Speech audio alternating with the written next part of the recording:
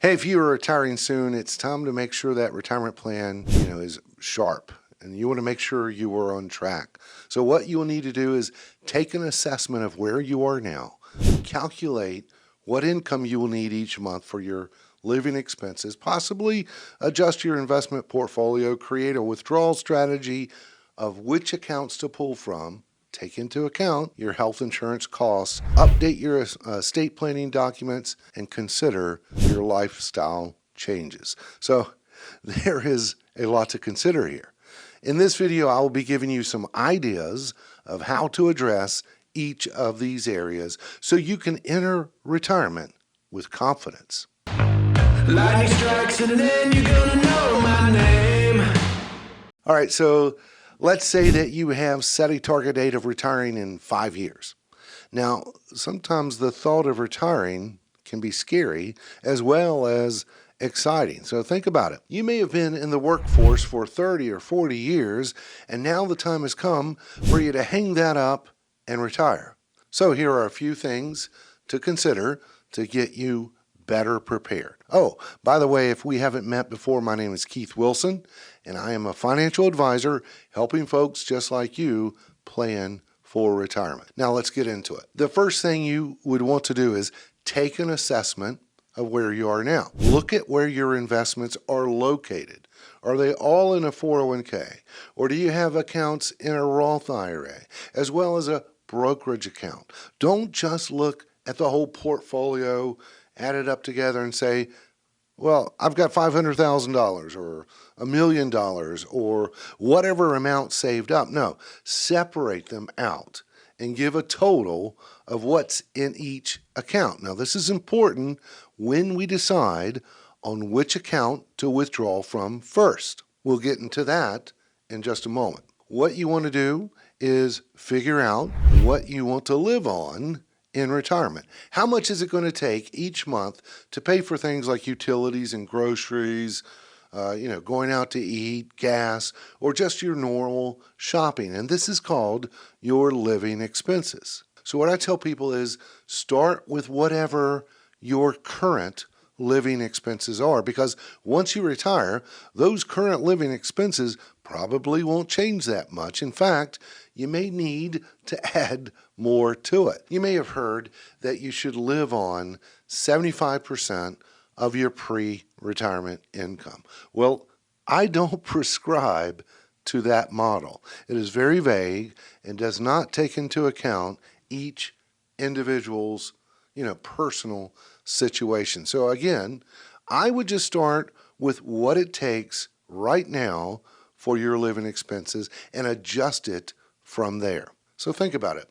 If you are retired, you probably want to do something more than just sit around the house. Maybe you will have some hobbies or monthly travel. So consider how much you will spend in these areas and add that to your monthly living expenses to come up with an amount you will need each month for these goals. Now, speaking of considerations, why not consider subscribing to this channel, giving this video a thumbs up? You know what? It really helps get the information out there for others to see. I would really appreciate it. Okay, so once you have that amount you will need each month, then we need to look at where is that money going to come from, like Social Security, pensions, maybe annuities, investment portfolio. So most people I meet with, they will be withdrawing money from their investments to at least supplement income. Now, it's very important to consider having 2 years worth of the amount you will need saved in cash or fixed income. Then, when the time comes for you to retire, you simply withdraw from that cash account first. Why is this important? Because if you are withdrawing from your investments in the year you retired, what happens if the stock market takes a dive? Then it could really impact your future retirement stability. So by withdrawing from that cash account first, it will give the portfolio time to recover. This is called sequence of returns risk. Now, speaking of your investments, 5 years before retirement, you may need to adjust the portfolio. If it is in a very aggressive style of investing, you may want to consider allocating to more of a moderate level of risk. Now, I know this can be hard for some people that have been aggressive all their life, and the thought of paring back on their risk doesn't sit well with them.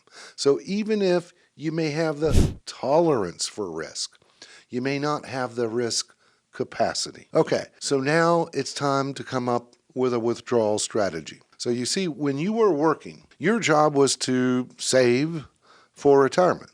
When you are retired, you will be spending. That's your job now.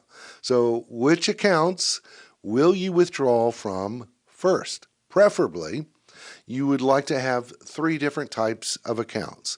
A tax-deferred, like a 401k or IRA, a tax-free, like a Roth IRA or HSA, and a taxable account, like a brokerage account. Now, the reason is that each of these types of accounts are going to be taxed differently. So when working with clients, the sequence that seems the most beneficial is to withdraw from your taxable account first, then the tax-deferred, then the Roth. And when we plug the numbers in the plan, we can look at, different scenarios to get an idea of what degree of success a client could have. Here it's all about taxes, and that will take some planning. And keep in mind, everyone's situation is different. So another thing to consider 5 years before retirement is health insurance costs. So if you will be going on Medicare, now is the time to get familiar with how Medicare works and what are your options, like a Medicare supplement or a Medicare Advantage plan. And even if you won't go on Medicare for another 5 years or more, you will want to be prepared for when that time comes, because hey, Medicare is a bit confusing and you don't want to wait until the last minute to try and figure it out. Now, moving on, you may want to visit your estate planning documents. For example, have you got your will and your power of attorneys in place? Do they need to be updated? What about your beneficiary designations on life insurance or retirement accounts? I can't tell you the number of times I have met with clients who they either didn't even have beneficiary designations in place, or maybe they have their ex-spouse still named as beneficiary. So pull out those documents, make sure they are updated. Now lastly, and probably the most important, is to consider what you want to do in retirement. Numbers are one thing, but the emotional side of retiring, that's a whole nother thing. Consider what lifestyle changes will take place when you retire. Have you planned for what you want to do in retirement? What will it look like when you and your spouse or partner are together 24/7? So talk with each other, to discuss some common goals and dreams of what you want to do together, as well as things you can do independently. Oh, if you plan on relocating, then I would say consider taking maybe 2 weeks to visit there where you want to relocate to first, to be sure it's what you want. I have had many people that lived up north and they wanted to retire to Florida because it was so cold up north. And then when they got to Florida, they didn't like it. So, do your homework, make sure it's a good fit before you relocate. Hey, look, I realize these are some general ideas to consider, and I can't give specific advice because I don't know you. So I would really encourage you to get with your financial planner, financial advisor, nail these things down and tailor it to what your specific needs are. And if we need to talk, if I can help you out, check out the resources below to schedule some time with me one-on-one. In the meantime, I hope you have found this valuable. If so, please consider subscribing to the channel, and we'll see you next time. If I don't know any limitations.